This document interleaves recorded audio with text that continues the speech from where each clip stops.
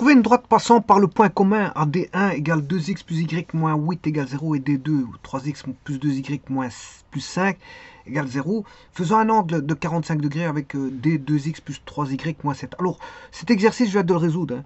Donc, je veux dire, je vais juste le commenter. Alors, il y a deux manières de faire. Il y a la manière classique que je ne ferai pas ici parce que j'ai déjà fait des exercices pareils. Voilà. Il suffit de chercher l'angle par l'entremise, bien sûr, des coefficients angulaires. Vous avez un point. Voilà. Pour expliquer un peu la chose, on a D1, D2. D1, D2, on a l'intersection ici que je vais appeler I, et on a une droite. Une droite. Une droite que je vais appeler D.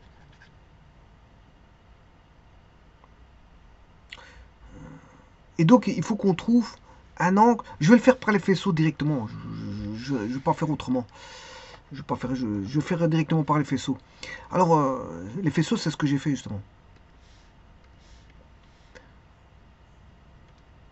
Là, j'ai mon faisceau, composé des deux droites D1, D2.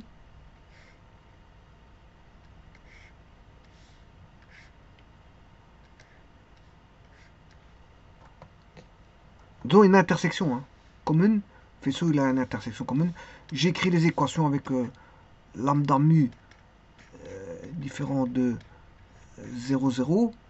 Donc, il existe lambda mu tel qu'on est l'équation ici. Bon, le mu, j'ai pris égal à 1, comme à l'accoutumée. Voilà. Et puis, je forme une équation en lambda faisant intervenir x, bien sûr, et y.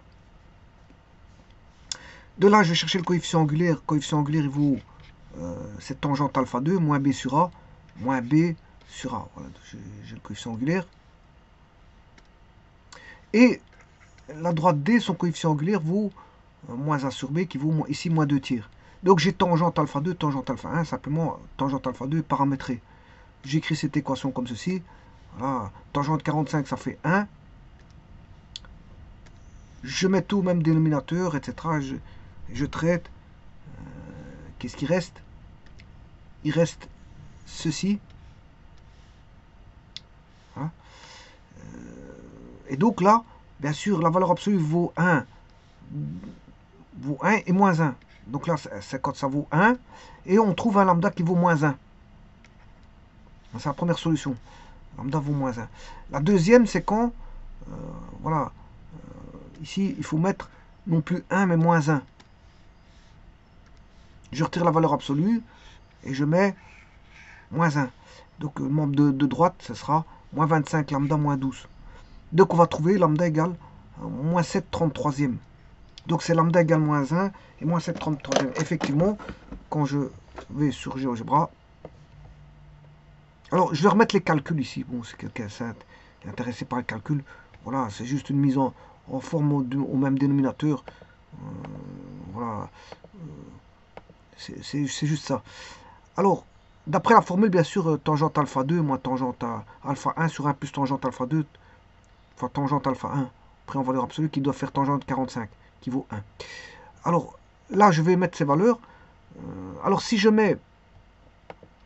Alors, mon faisceau, il est où? Ça, c'est une droite de mon faisceau.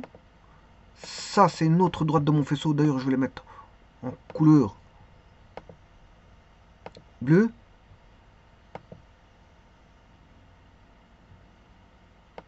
Bon, ça, c'est la première. La deuxième, elle est là.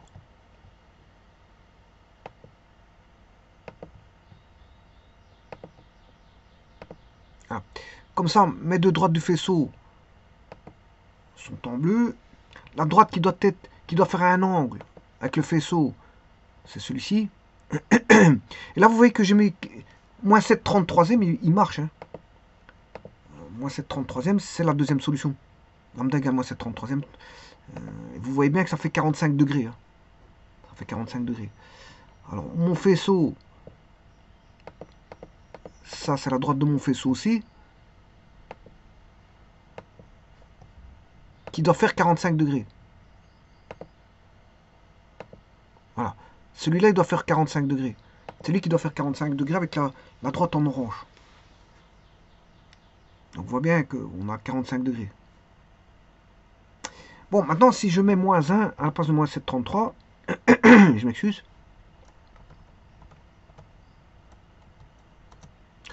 Voilà. Et là, vous avez 315, donc ça veut dire que l'angle intérieur fait 45.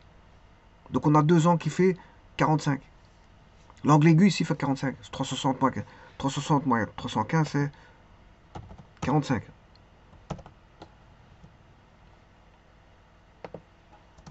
Ah, ça fait bien. L'angle intérieur fait 45. Donc vous voyez qu'il y a deux droites pour lesquelles ça va donner 45. Bon, il y a une autre méthode plus classique. Bon, je ne la ferai pas parce qu'ici, ce qui est intéressant, c'est avec les faisceaux. C'est avec les faisceaux ce qui est intéressant.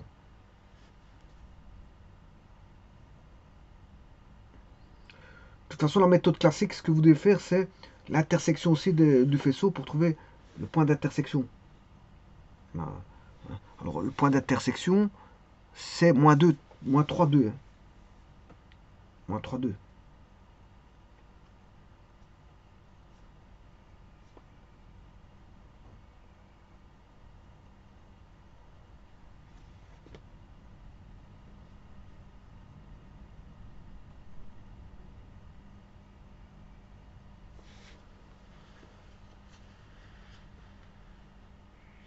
Voilà, donc il y a moyen de y arriver par une autre méthode.